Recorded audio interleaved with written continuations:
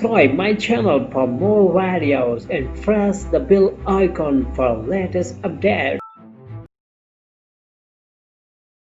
Divorce. Mary's parents just got a divorce. Mary is very upset. She thinks that her parents don't love her anymore. She thinks that they got a divorce because of her. She is wrong. Her parents love her just as much as they always did. They aren't getting divorced because of Mary. Sometimes marriages just don't work out. It isn't really anyone's fault. Marriage isn't easy. It is hard for two people to stay together for a lifetime. Sometimes people change as they get older and they move on. Some people have perfectly good marriages and they stay together for their entire lives. Divorce doesn't happen because the parents don't love the children anymore. A lot of children feel that it is their fault, but it isn't their fault at all. Children neither cause the divorce nor can they prevent it. It is up to the parents. Divorce isn't the end of the world. Children can still see both parents and stay with them. Life goes on. Sometimes children can get new stepmothers or stepfathers. That can be a good thing. You just have to be understanding and know that your parents still love you. Life doesn't always go the way that we planned it, but it has its twists and turns. Life is an adventure. If your parents get a divorce, just be understanding. Know that they love you and that this is a hard time for them. It is a hard time for you too, but these things have a way of working themselves out in the end. If my fish could talk. I have a goldfish. He swims around in his bowl all day. He looks bored. I look inside the bowl and watch him. His mouth always moves. He looks like he is talking. I imagine what my goldfish would say if he really could talk. I think he would say, "Hey, I'm bored in this little bowl. Why don't you get me a bigger tank with more fish in it? I would like to have some friends to swim around with." I went out and bought a bigger tank for my goldfish. I put some plants at the bottom of the tank, and I got a miniature deep-sea diver to put at the bottom of the tank. I looked into the tank and imagined what my goldfish was saying. He seemed to be saying, "This is a nice tank. It's roomy in here and you decorated it well, but I still don't have any friends to swim with." I went to the pet store and bought 3 more goldfish. I put them into the tank. All of the goldfish seemed to look at each other. They swam near each other and seemed to be playing games. I knew which one was my goldfish because he has a black spot on his fin. I looked at him and imagined that he was talking again. He said, "This is great. I have a big new home and friends to swim with. These are nice goldfish that you brought home for me. Thank you." Goldfish can't really talk. I know that.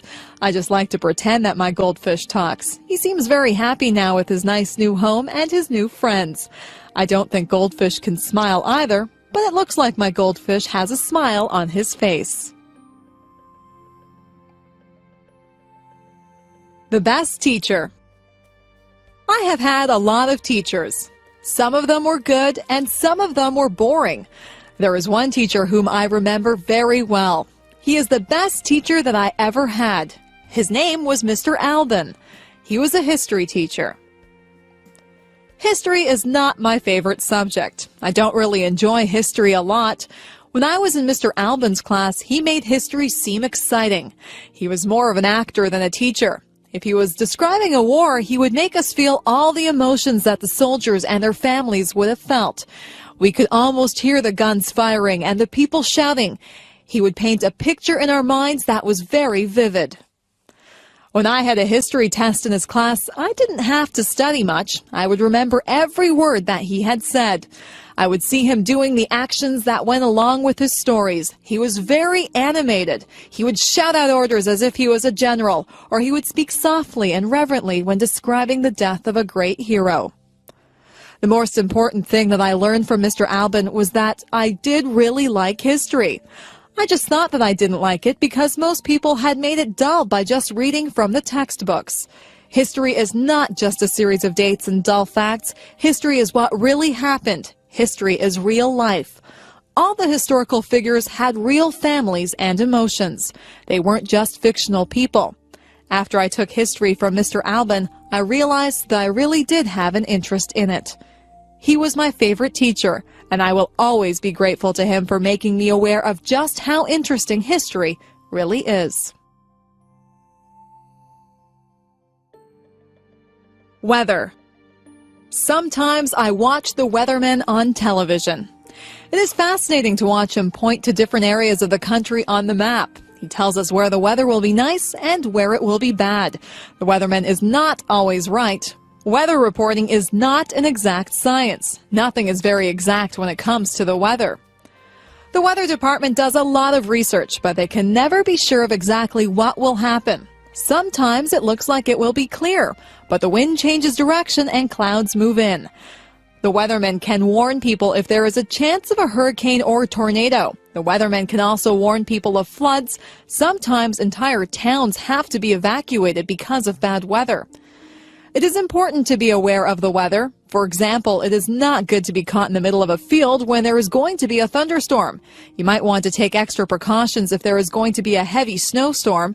You would need to be in a secure place if a hurricane or tornado was predicted. You might want to cancel a picnic if you knew that it would rain that day. The weather affects us in so many ways. Some people are really affected by dull, cloudy days. If there are no sunny days, they become very depressed. Heavy air pressure can cause some people to have headaches. Weather affects all of us in one way or another. It is always a topic of conversation. People often say things like, "Hello, it's a beautiful day today." Often we plan our lives and activities around the weather. So if you are planning on walking home tonight, keep an eye on the sky. Are those rain clouds up there? You might need an umbrella. How to avoid catching a cold. How many colds do you catch in a year?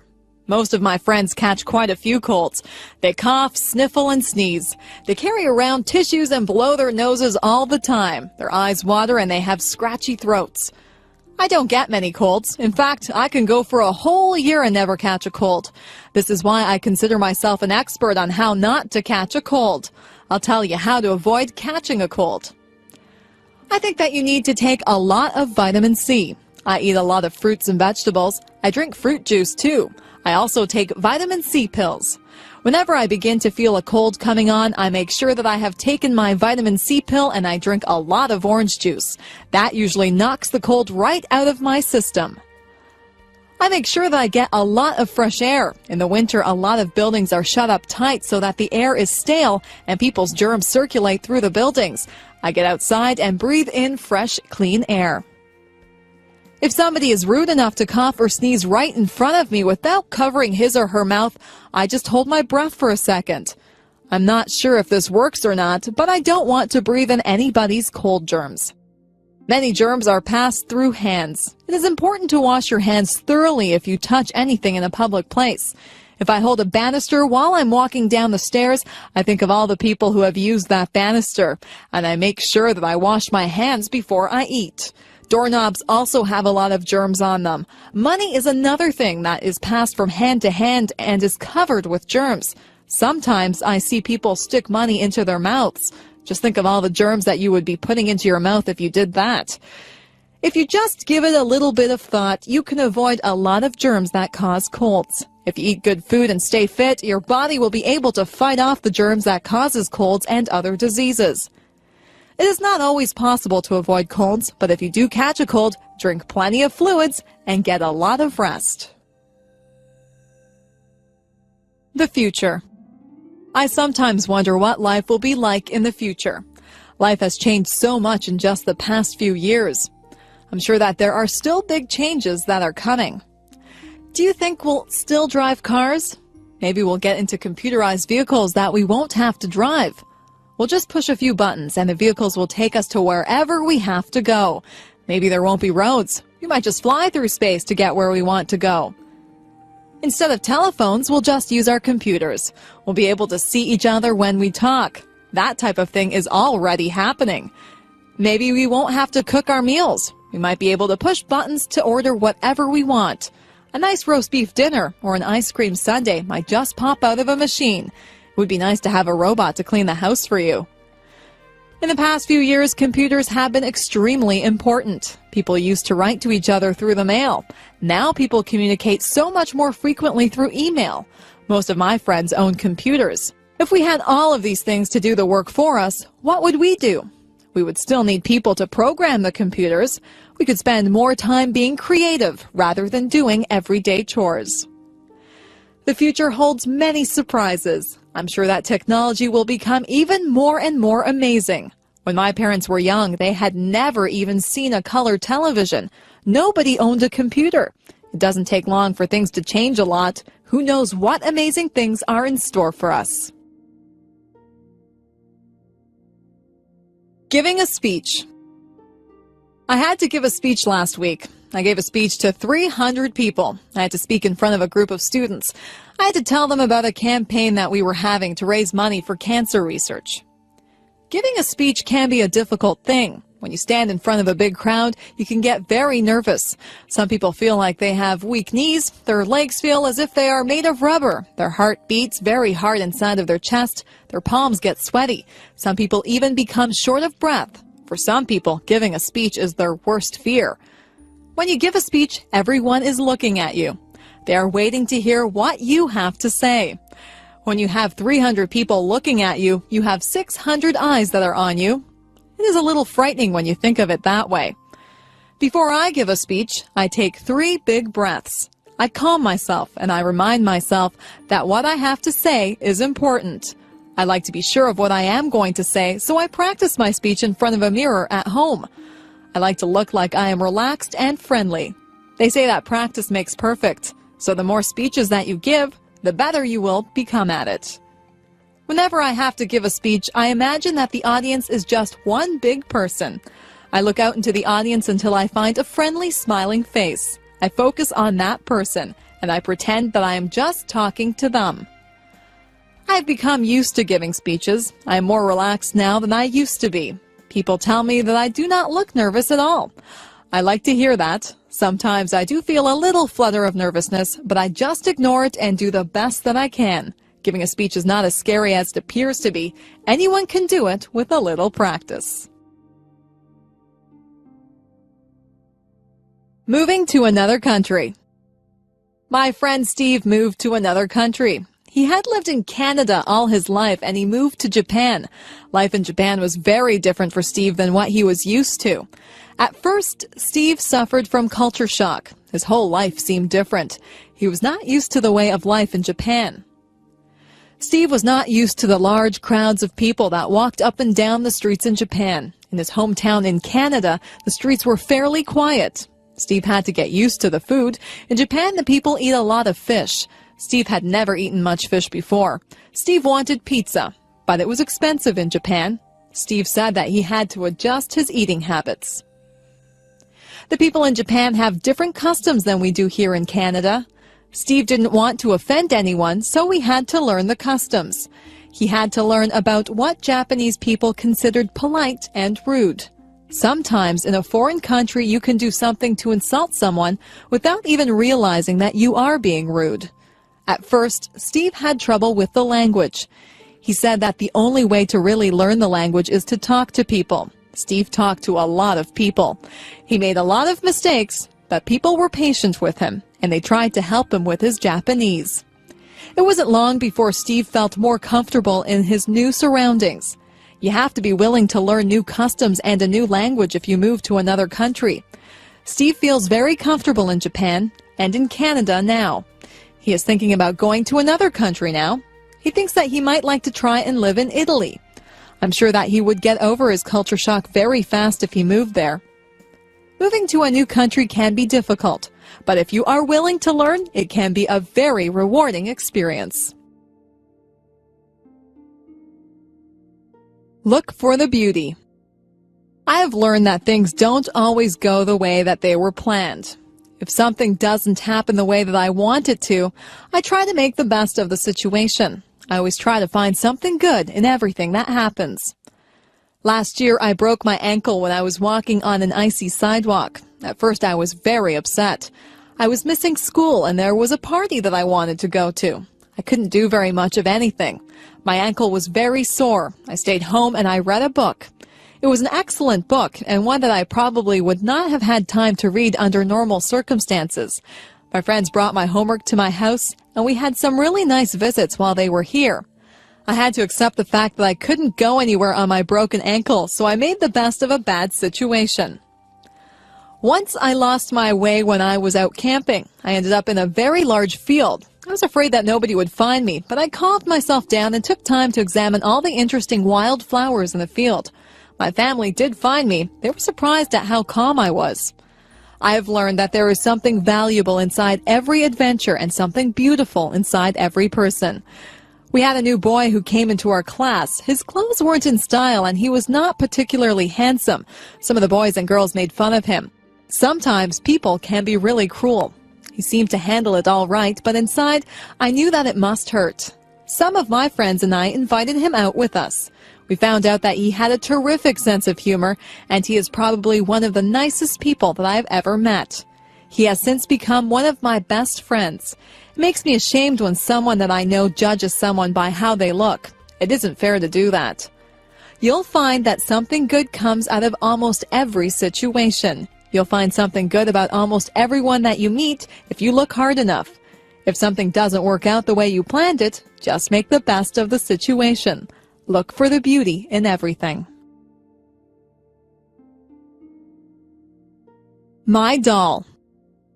When I was an infant, I got a rag doll. It was a very plain little doll, and it wore a clown outfit and a clown's hat. I used to take that doll to bed with me every night. I couldn't go to bed without my doll. My mother used to pretend that the doll was talking to me. She would make the doll dance and sing songs. I would talk to the doll. My mother would answer for the doll, but I was a baby, and I thought that the doll was actually talking to me. That doll was my best friend. I took her everywhere. One time I took her to a store with me, and I left her on a shelf in the store. We were halfway home when I realized that I didn't have my doll with me. I was very upset.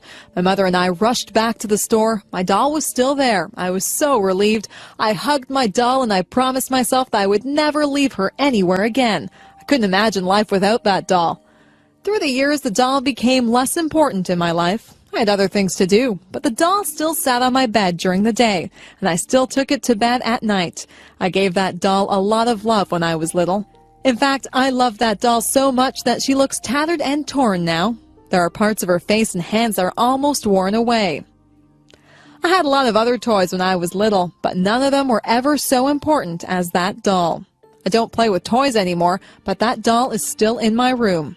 She sits in a special chair in the corner. I'll always have that doll. No matter how worn out she is, I'll always keep her and cherish her as part of my early childhood. I am curious. I am curious about many things. I would like to find the answers to a lot of questions that I have. What holds the stars up in the sky? Why does ice form on the top of the lake when it is cold? Is there life on other planets? Why do we not fall off the face of the earth? How do caterpillars turn into butterflies? All of these things are mysteries to me. There are so many questions that are unanswered. I think I should go to the library and get a book to find out why people grow old. What makes a television work? I also want to know where electricity comes from. Who is the strongest person in the world? Who is the smartest person in the world? Why do some people have blonde hair and some people have black hair? Why do people in different countries speak different languages? Why do people have to die? Why are no two snowflakes alike? What makes people fall in love? What makes the rivers run? Why does the sun rise every morning? How did the oceans form? Why did the dinosaurs vanish from the earth? I wonder if I'll ever find out the answers to all of my questions. I think I'll have to study hard and stay in school to find out everything that I want to know. Some questions never get answered. It is good to be curious. People who are curious about things are the ones who learn a lot, and some curious people go on to invent things and make important discoveries. Creative people. Some people are just born to create. That's what I think. Some people just have the need to write stories, compose beautiful music, or paint pictures. Creativity seems to be inside them, and they need to let it out. It's good that we have people like that. Composers like Mozart and Chopin have given us music that is incredibly beautiful. It's not just the classical composers who have given us great pieces of music. There are modern composers who have written great songs also. Elton John is an example of someone who has composed many wonderful songs. Andrew Lloyd Webber has given us some very popular musicals like Cats and The Phantom of the Opera. There are so many talented and creative people in this world. When you visit an art gallery, you marvel at how artists are able to recreate realism or make up something that seems totally unreal, yet beautiful. The American artist Norman Rockwell painted some pictures that actually look like photographs. He tried to portray life as it was in America. Through his paintings, one can get a good sense of American life through the years. On the other hand, artists like Jackson Pollock did not portray realism. Jackson Pollock painted abstract pictures. His paintings are just as good as Norman Rockwell's, but they are entirely different. Some books that we read are classics. Mark Twain portrayed American life through his characters Tom Sawyer and Huckleberry Finn. Charles Dickens brought Victorian England to life through his books. Most people are familiar with his Christmas Carol, where the mean and miserable Scrooge learns the true meaning of Christmas. People don't have to read the classics. There are modern writers who entertain readers through their stories. Stephen King has written a number of horror stories. Some of his books have even been made into movies. We are lucky to have creative people who share their gifts with us. If you are lucky enough to be creative, you should use your talents to create works of art that we all can share. Career choices. What do you want to be when you grow up? There are so many things that you can be. You might want to work in the field of law. You could be a police officer. You could be a judge or a lawyer. Maybe you'd like to work in the food industry. You could be a cook or a waitress. You might want to manage a hotel dining room. Perhaps you would want to do room service in a hotel. You could be a chef and make fancy meals for people. Maybe show business is what you'd like to be involved in. You could act in television shows or movies. You could sing or play an instrument in a band. If you like to help people, you could go into medicine. You could be a doctor or a nurse. You might be a surgeon and operate on people. There are other jobs in the field of medicine too. You could be an X-ray technician or a lab technician. It takes a lot of education to be a doctor. Maybe you would rather be a teacher.